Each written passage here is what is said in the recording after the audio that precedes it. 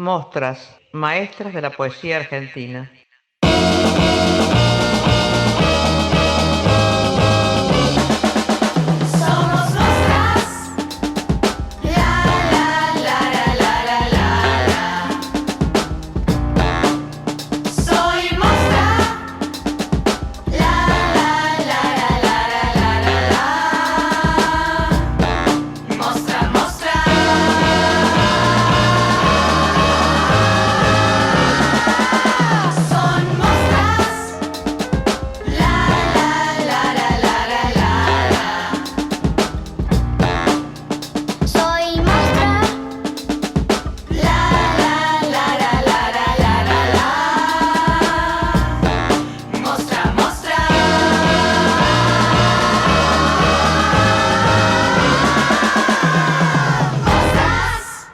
Capítulo 9. Función de la lírica. Beatriz Viñoli.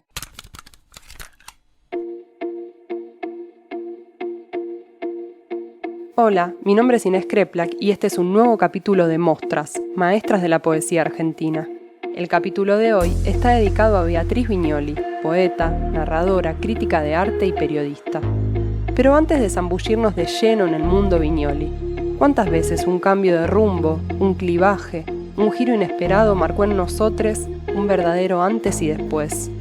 A veces el cambio es externo, son circunstancias fortuitas o profundamente desafortunadas que nos arrojan en un escenario imprevisto, nuevo y fascinante. Otras veces el cambio es interno y se viene madurando, macerando minuto a minuto, segundo a segundo, como una bomba de tiempo al filo de su estallido. Dos clivajes fundamentales parecen definir la obra de esta poeta rosarina. El primero es que abandona la carrera de Bellas Artes en la Universidad Nacional de Rosario. El segundo es el abandono del objetivismo como programa poético en el que se inscribía cuando ya fue claro que su deseo era ser escritora. La propia Beatriz nos cuenta sobre la influencia de su abuela y su abuelo en su arte. La escuchamos. Yo tenía 11 años recién cumplidos cuando murió mi abuela. Y a partir de ahí también había muerto mi abuelo, que mi abuelo fue quien me puso mi nombre. Me llamó Beatriz por Beatrice, la musa de Dante Alighieri. Mi abuelo se llamaba Herminio Blota y era escultor. Y se conocían con mi abuela Elvira de muy jóvenes, los dos. Pertenecían a una especie de élite cultural, tenían amigos en común con grandes personajes de la historia literaria argentina. Por ejemplo, el editor de mi abuelo, que mi abuelo también escribía sobre arte, era crítico de arte. El editor de mi abuelo era el editor de Alfonsina Storni, también, Roberto Giusti. Cuenta Agustina Raivani que cuando Beatriz Viñoli tenía 21 años y salía de cursar en la Facultad de Bellas Artes, dibujaba y creía que la manera de vivir, o de sobrevivir, iba por ahí, pero en los dibujos mezclaba siempre frases y escritos. Eso llamó la atención de Emilio Torti, su profesor de la época, que le recomendó ir a ver a dos escritores que empezaban a hacer una revista. La publicación era lo que después fue el emblemático diario de poesía, y los amigos eran los escritores Daniel García Helder y Martín Prieto.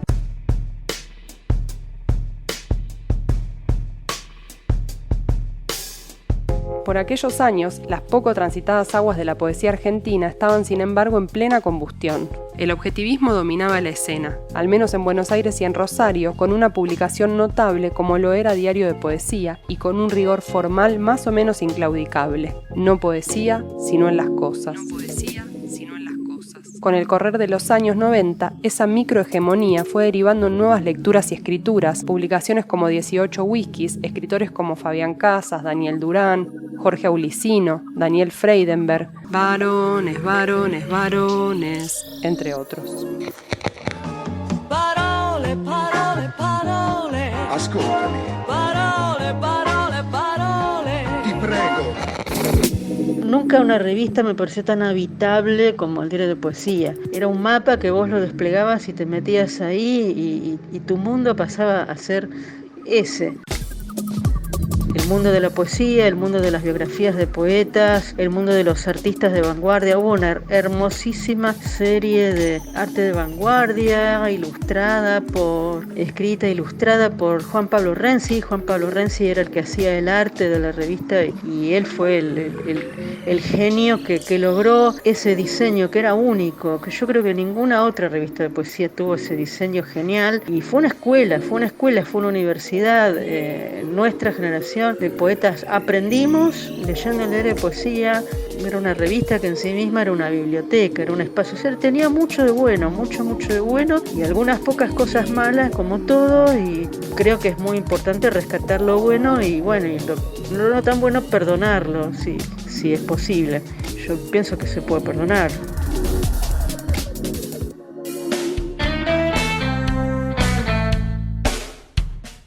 Pero por otra parte, también había notables poemarios líricos. Viñoly participó de aquel inicio de diario de poesía. En sus propias palabras, ella define ese ambiente de objetivismo así. Lo que pasaba con el diario de poesía es que, bueno, cometimos algunos errores. Uno de esos fue creer que estábamos todavía en el siglo XX.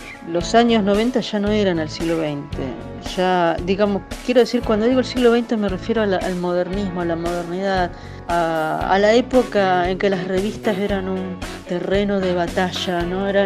Si vos ves las revistas del siglo XX, eran tribunas, eran combates, eran tremendas discusiones muy apasionadas entre los escritores y donde unos se burlaban de otros, ¿no? Y creímos que podíamos replicar impunemente eso, y la cultura ya había cambiado. Los escritores ya eran gente común, gente como el resto, gente que se ofende si le decís algo fuera de lugar, digamos. En su momento nosotros, los más jóvenes, éramos muy críticos de poetas de nuestra misma generación que tenían otro estilo, y lo mismo con los más grandes. A veces en la revista hubo comentarios, algunos firmados, otros incluso sin firma. Yo me hago cargo de uno de ellos, donde no tratábamos muy bien a nuestros contemporáneos, y eso no estuvo bueno. Aquel inicio objetivista puede leerse en parte en su libro Almagro, del 2000, en poemas como Déjà Vu, que dice: detrás, la pared blanca, de la casa paterna, y en la vereda el brillo de mi triciclo azul. O si no, en este otro que se llama 11, y dice así: la feroz alegría del vacío, luz de un templo en la noche. Poemas bellísimos y ejecutados acorde a las reglas de oro del objetivismo, y sin embargo, algo no cerraba. Nunca fuimos un grupo, nunca nos autodesignamos como un colectivo, digamos, siempre fuimos más bien solitarios, centrados en las imágenes y en lo que queríamos describir y en la forma que le queríamos dar al poema, y en cuidar mucho la forma verbal del poema, cuidar mucho el sonido del poema, el ritmo del poema, como pequeños artesanos de la literatura, sin preocuparnos demasiado de si el poema estaba diciendo algo más en lo político o en lo histórico. O sea, todas esas consideraciones las dejábamos a gusto y piacere del lector, y nosotros, bueno, si el lector quiere leer acá, no sé, un mensaje político, que lo lea, pero no era nuestra principal intención. La actitud más bien era decir, bueno, acá está esta pequeña realidad, esta pequeña cosa, voy a crear un texto bello a partir de esto que estoy viendo acá. Quiero que sea un objeto, un artefacto muy legible, que provoque un decente y recatado efecto estético, tampoco que te rompa la cabeza, que se provoque un pequeño efecto estético, y eso era como toda la ambición. En la entrevista con Rabaini dice la propia Viñoly: necesité del espacio del objetivismo, pero en un momento me di cuenta de que estaba tratando de hacer algo distinto, fluir con la prosa. Es más, si ves ahora, mi jardín también es así, todo largas ramas, tallos, hojas por todos lados. Soy expansiva y aquel rigor me asfixiaba. Hoy con Helder nos seguimos queriendo, pero en ese momento me enojé, necesitaba tomar distancia, y de esa furia nació Viernes, del 2001.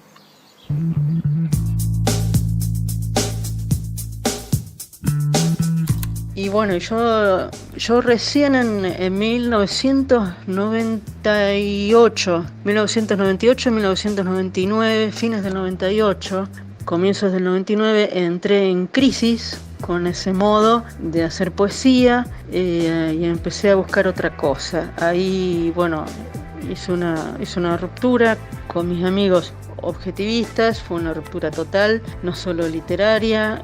Después nos reconciliamos, pero en aquel momento yo estaba muy enojada con ellos y me parecía que se nos habían escapado partes importantes de la vida humana, que habíamos dejado afuera demasiadas cosas de lo humano. Tenía esa sensación. Entonces, bueno, después el enojo se me pasó, pero me sirvió por lo menos para generar algo nuevo, buscar qué podía crear que fuese completamente distinto. Y entonces escribí un libro que se llama Soliloquios. Y recién lo publiqué en el año 2007, pero lo escribí en el 1999. De ese año también es mi poema La Caída. Esos dos trabajos para mí son un intento de marcar una diferencia respecto del objetivismo y retomar de alguna manera aquella poesía que yo venía escuchando en Harvey, o que si bien La Caída no tiene ni remotamente la exquisitez del lenguaje que puede encontrar en Harvey, digamos, es una poesía, si se quiere, subjetivista, no sé, donde le dejo mucho espacio al yo, que algo que en el objetivismo tratábamos de no hacer. Lee Función de la Lírica, Gaby de Chico. Mi padre agonizaba en un sanatorio con TV por cable. Puse el canal de ópera para amortiguar sus alaridos constantes. Justo cuando Rigoletto abrazaba el cadáver de su hija, debí tenerlo al viejo para que no se cayera de la cama. La doble simetría de la escena me la volvió insoportable. Pareciera que los programas estéticos son buenos, ideales para una revista, algún conflicto, la sangre, el teatro del ambiente. Sin embargo, más allá de la lírica, la nueva lírica, el antilirismo o el objetivismo, aquello a lo que volvemos una y otra vez en este podcast es a las voces. Las voces particulares, personales, que se apropian de elementos de acá o de allá, que traicionan en parte el pacto estético de su época o no, o que tal vez lo acompañan y les sirve, como es el caso de los primeros poemas de Viñoli, pero el oído está puesto siempre en el poema, en esa respiración que reclama un ritmo, una determinada forma. Los poemas del libro Viernes responden a esta necesidad vital de abrirse un propio espacio, un lugar en donde la propia voz sea posible. También parte de esta trama de regreso a la lírica es su siguiente libro Soliloquios del 2007, que reúne poemas trabajados a partir de distintas máscaras, personajes que dicen yo al interior del poema y enhebran su canción. Ifgenia, Jason, Baudelaire, Blanche Duo. Viñoli dice, en esa posición de rechazo al objetivismo mía también estaban parados tipos como Ricardo Herrera, Walter Casara y Alejandro Méndez, y fueron apareciendo los blogs, las discusiones, más diversidad. Yo además escribía mis notas periodísticas. La nueva lírica se fue tejiendo entre muchos desde el 2000 hasta acá. Escuchamos a Agustina Raivani sobre la recepción de la obra de Beatriz Viñoli. Como poeta, novelista, traductora y periodista cultural, Beatriz Viñoli se mueve entre géneros y espacios con una intensidad notable y pasó gran parte de su vida sumergida en la escritura. En esos viajes introspectivos, pero también teñidos de sus andanzas en la vida real, supo imantar sus textos de experimentalidad, que es lo mismo que decir libertad y audacia, lo que imprime riesgo a sus producciones. Y la suya es una poesía ligada a lo musical y al rock, pero también al arte, otra de sus pasiones. La de Viñoli es una producción poética ligada a lo llamado real, pero también a otras dimensiones que le interesan muchísimo, como los sueños. Es expansiva, pero logra síntesis conmovedoras. En otra entrevista realizada por Daniel Gijena a propósito de la publicación de su poemario Árbol Solo de 2017, Viñoli dice que enunciar desde un yo poético definido y consistente fue una toma de posición que adoptó en 1999 al escribir los poemas que terminarían integrando su libro Viernes. Según ella, esa enunciación en primera persona manifestaba su intención de ruptura estética con el objetivismo que después devino en la poesía de los años 90. Así que la ruptura no se notó tanto. En esa misma entrevista, Gijena le pregunta, ¿Cómo elegís los temas de tu poesía que a veces asume la contundencia de un manifiesto? Y Viñoli responde, a partir de cierta desesperación existencial que me impulsa a buscar significantes y ordenarlos a partir de todo tipo de lecturas, no solo literarias, también surgen de otras actividades que hago siguiendo ese impulso. Mi poema Eugenesia iba a ser una pancarta para un festival en defensa de la Ley Nacional de Salud Mental.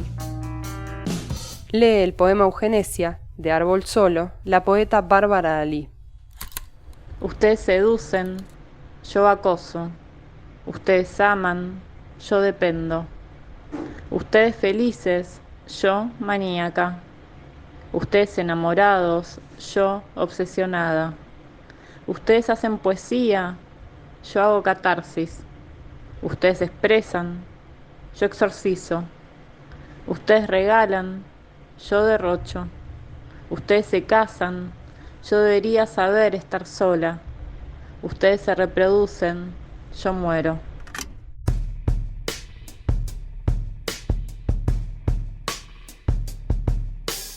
Figura notable de la poesía argentina más reciente, objetivista o lírica, narradora, crítica y poeta, la voz de Viñoli es tan necesaria como inconfundible. ¿Dónde nació? Beatriz Viñoli nació en Rosario en 1965. ¿Cuándo comenzó a escribir? A los 12 años, cuando murió su abuela Elvira. Según Viñoli, su abuela fue la primera mujer que tuvo un título universitario en Rosario. La quería y la extrañaba mucho. Siempre decía entre sus amigas, miren qué lindo escribe mi nieta, le gustaba su caligrafía. Hubo un cuento de Ray Bradbury que también tuvo mucho que ver. I sing the body electric. Yo canto el cuerpo eléctrico. Y bueno, cuando empiezo a escribir, a partir del disparador que fue este libro de Bradbury, primero componía mentalmente los poemas y a los 12 años empecé a escribirlos.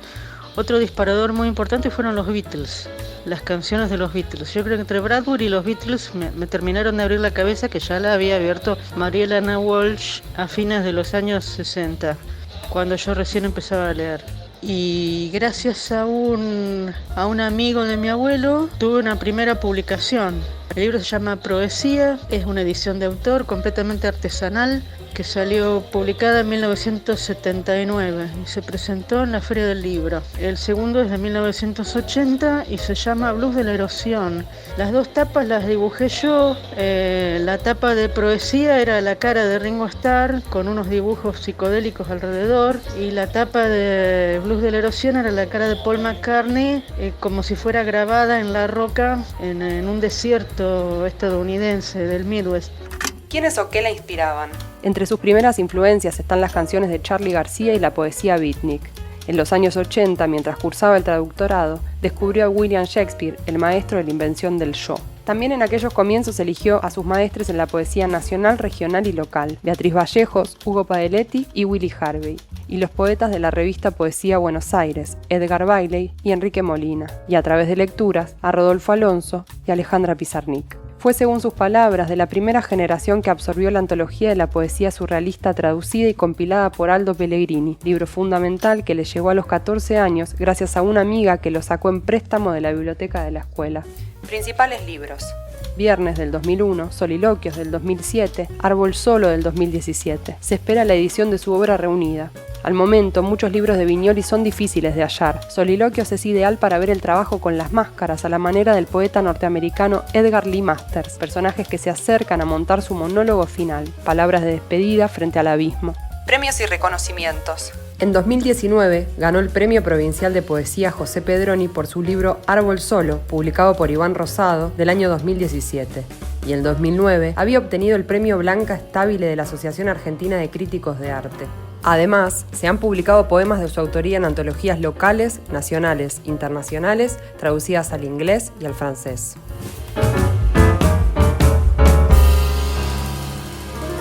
Poemas imperdibles, por Josefina Bianchi. Raskolnikov en Siberia, de Soliloquios, su primer poemario luego de su excursión por el objetivismo. Este poema, escrito desde la máscara del yo lírico, nos permite escuchar a un personaje ruso con cadencia artiana de conventillo. Te bancaste mi Siberia, te bancaste mi Siberia. ¿Parezco santo? Dice para siempre. La caída, de Viernes, Lírico, prosaico, rabioso, conmocionante y como buena caída, este poema también libera su energía contenida. Lo único que sabe hacer el universo es derrumbarse sin ningún motivo, es desmoronarse porque sí. Y la bomba entrega todo el poder de su explosión. La obra de Beatriz Viñoly, en pleno proceso creativo aún, entre la poesía, la crítica y la narrativa, porque aunque no lo mencionamos antes, Beatriz Viñoly tiene novelas excepcionales como DAF, de 1999, Reality, de 2004, y la novela Nadie sabe a dónde va la noche, de 2007, entre otros textos. Su obra supone la feliz expansión de una potencia tremenda, a veces preocupada por la indagación formal, como en algunos de sus primeros libros, otras por la expresión, por esa desesperación existencial que vibra urgente cuando se nos impone como un mandato físico algo que tenemos que decir. Y ahora, para terminar, nuestra maestra Beatriz Viñoly nos lee el poema Bellavista, publicado en enero de 2016, con el lujo de una introducción muy especial para Mostras. Este poema se llama Bellavista. Está fechado en enero 2016, pertenece a mi libro Luz Azul, que fue publicado en el año 2017 en Buenos Aires por la editorial Bajo la Luna. Lo escribí en un cuadernito durante un paseo por el barrio que da nombre al texto, y ahora que lo pienso es como muy bradburiano. Tiene cosas, ¿no? La edad acumulada del verano. Es mío, bueno, son elaboraciones que yo pude crear, pero donde estos significantes, esta constelación de sentido, el verano, etcétera, es como muy Bradbury. Clubes de barrio, flores atigradas, abiertas a la edad acumulada del verano. Yo que vine a este mundo para ver este mismo atardecer, no quedaré en el gris de los ojos del husky, ni en ese cielo por el que me deslizo hacia todo el olvido. No quedará nada de esta felicidad que ya recuerdo como si ya se hubiese ido. Ahora sí, nos despedimos. Esperamos que hayan disfrutado de conocer un poquito más sobre la vida y la obra de Beatriz Viñoly. Esto fue Mostras, Maestras de la Poesía Argentina. Idea y supervisión de guión, Inés Kreplak. Guión, Patricio Foglia. Producción, Dani Morán. Edición, Fabricio Coprés. Hasta el próximo capítulo.